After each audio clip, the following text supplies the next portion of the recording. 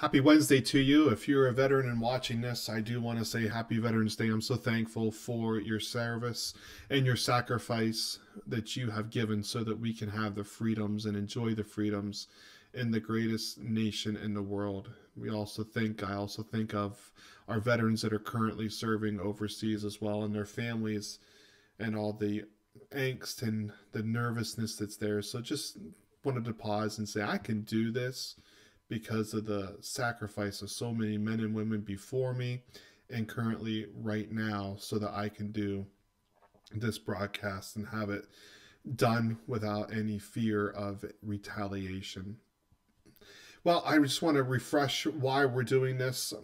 I imagine you sitting across the table and you're having a cup of coffee, and we decided that we wanted to talk about leadership. And I try to bring something each week that maybe you're struggling with, maybe I'm struggling with, or as we work through a book, just something to give us a nugget that we can think about, that we can talk through, that you can journal about, that you would continue to grow to be a leader that God has called you to be, because I want to be a leader that God has called me to be. I'm certainly not the perfect leader, but I want to continue to grow in my leadership abilities. And I hope that this is as challenging to you as it is for me. So we're working through this book by Henry and Richard Blackaby. It's called Spiritual Leadership. It's really focused on helping move people onto God's agenda. It's very biblical minded, very church oriented, and it's really a good resource for us to use. And today we're going to look at a leader's character. And in leadership, people look at the person before they look at the skills. And people are going to evaluate you, they're going to evaluate me. And it's a high calling and it's a hard calling to be a leader, but we need to have character that is worth replicating. And I think of Paul when he said, "Follow me as I follow Christ." And we want to be leaders that have character that draw people closer to the Lord and not push people away. And that is why the leaders of the church have such a high calling and have such a high standard, because we need to have men that are in leadership. We need to have women that also oversee ministries that are held and have a high character, so that people are drawn in and continue to be discipled and evangelized and then equipped so that we can continue the mentoring process to raise leaders. That's what I'm hoping to do each Wednesday as I give you these 5 to 7 minute videos, a nugget. That's what I'm hoping for, a nugget today to challenge your thinking on your character as a leader. Today I want to focus on jealousy. If you're a parent, you've seen jealousy within your own kids, and you don't really want to recognize that all the time, but oftentimes kids become jealous of one another because someone gets to do something first, or someone got a nicer toy than the other one, or they got a car and they didn't get a car, or they get to drive and you don't get to drive, and the list can go on and on and on. And when they become adults, they sometimes get jealous over the proximity of where they are in relation to their parents. And in a moment of disclosure and full honesty, we as adults get jealous. We get jealous over people, over what they have or what we don't have. And sometimes pastors get jealous over churches. Oh, they have this many leaders and I don't, or they have this type of facility and I don't. They have this type of crowd and I don't. And we become jealous over things. And sometimes deacons can become jealous because they look at this church and they have this number of deacons and they're able to come off every couple of years and take a year's sabbatical, or trustees get jealous because they have such a big facility to take care of and it's such a wonderful, up-to-date, modern facility. And sometimes we look at other churches and say their facility is so small, it must be so nice because it's not so much work. And the fellowship team, they get jealous over things. And we can lean into this and start looking at all the wrong things, and then we become envious or jealous. And so today we're going to look at this topic of jealousy as it relates to a leader's character. The quote in white is from our book by Blackaby, and the yellow is from God's Word. Let's get to the white one first. Blackaby says on page 94, leaders who become preoccupied with defending themselves and their reputations display an acute lack of faith. Oftentimes, leaders become so engrossed with their own ego or their own statutes or their own following or their own kingdom that they lose focus of what they're called to do in leadership, that they are called to equip the saints, that they are called to encourage, and they are called to build up.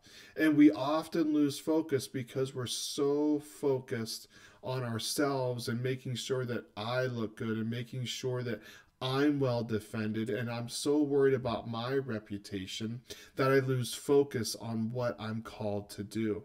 And perhaps that's what you're challenged with today is you've been so focused on what you need to do and how you want to protect yourself that you've lost vision for where you are, and you haven't gone off the path, but you strayed and you're on the shoulder of the road when you should be in the middle.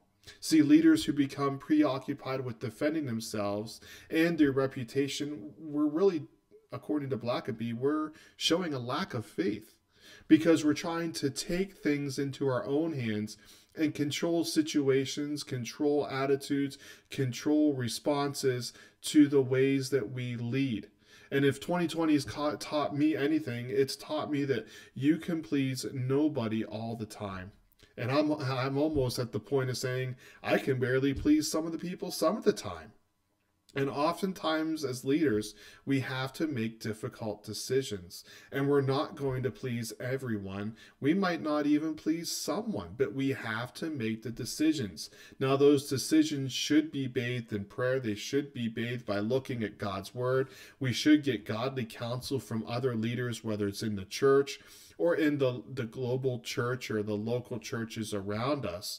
But oftentimes we're so worried about our own reputation that we're not showing a true faith in the Lord, that we're not trusting that God has put us in this leadership position for such a time as this. And we're trying to make people like us when God has brought us here. And we need to take this time to trust in the Lord that if he's brought us to this situation, he is going to be the one to equip us to get through this situation. May not mean that we're going to get out of this without any nicks or dings or scratches, but we're going to be protected because God has brought us into the leadership position that we are in. That is so easy to say, and sometimes it is so hard to do because we want to be leaders that are liked, and we want to be leaders that people look to us. And sometimes in leadership, people are just not going to be happy. And we need to, when they're not happy, we need to trust in the Lord that he has brought us to this decision and he has brought us to this time to bring us into the spiritual leadership opportunities that we have.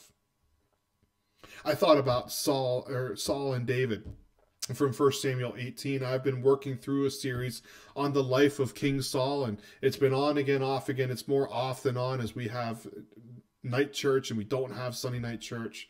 But I've been really enjoying this study on Saul, and I thought about 1 Samuel 18. When Saul becomes jealous and he takes his eyes off of God, well, he takes his eyes off of God because Saul lived in disobedience to what God said, and Saul lost the kingdom.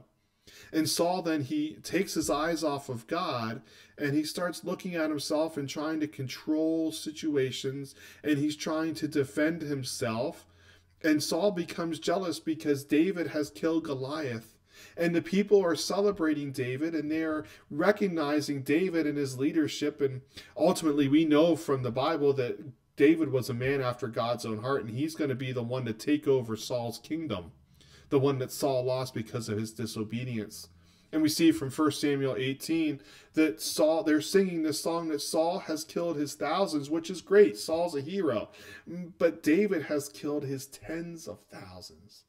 And Saul becomes jealous and he loses his focus. He loses his vision because he's trying to defend his reputation. And oftentimes that can happen to us in leadership, where we make a decision and we try to walk it back, or we try to spin it, or we try to manipulate it so that we can save face. And oftentimes we're so focused on ourselves that we're not focused on God. And I thought this passage was so prevalent to today, that we need to be focused on God, to remind ourselves to reaffirm or recommit in our hearts what God has called us to do in the leadership position you have, because it's a time of uncertainty. But we as leaders are not to eradicate that uncertainty. We're to help people navigate through it. We're to help people navigate through it by continuing to point people to God's word and continue to keep them focused on the cross of Christ. I hope that this has given you some things to think about in these last 10 minutes as we've walked through another facet of leadership. Let's be leaders that have high character. Let's be leaders that are people want to follow, that are leading the best way we can lead, and then praying a sincere prayer saying, God, you need to protect me because I'm making the best decisions I can. And then allow God to soften the hearts as we continue to lead people closer to him. If I can interact with you in any way, I'd love to have that opportunity. I want to thank you for watching, and hopefully you're encouraged and challenged as I was today studying this and then presenting it to you. Have a great Wednesday. I'll see you next week.